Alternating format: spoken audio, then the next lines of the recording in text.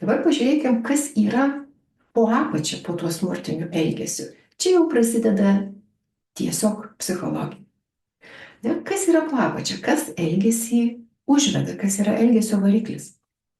Vienas iš tokių dalykų, anot autoriaus Eriko Berne, tai yra nuostatos arba požiūriai. Tai yra, kaip mes žiūrim į kitus žmonės ir kaip mes žiūrim į save. Jeigu suskirstysim pliuso minusą naudodami, aš galiu žiūrėti su minusu į save ir į kitą, su minusu ir arba pliusu į save ir į kitą. Tai bus 4 variantai.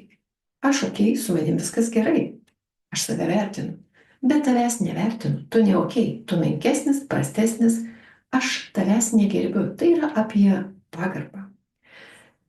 Arba atvirkščiai, aš savęs negerbiu, bet tavęs bijau, tave vertinu ir galvoju, tu Dievas, tu karalius, kaip tu norėsi, taip ir bus, o aš mažas turiu prisiderinti, prisitaikyti. Perlenkimas į kitą pusę.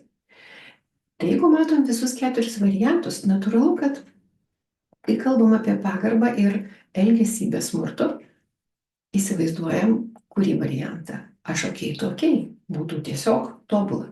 Atrodo, kad yra lygus santykis pagarbos atžvilgiu ir aš ne okei, tu ne okei, bet paprastai joks darbdavys nenori tokio santykio, nes tada darbuotojai ir tarpusavį, ir su vadovais, ir su klientais bendrauja maždaug taip, aš nieko negaliu ir tu nieko negali, mūsų visa organizacija ne okei, tai reiškia įvaizdis bus prastas, savaime suprantama, kad tokio įvaizdžio kurti joks darbdavys nenori.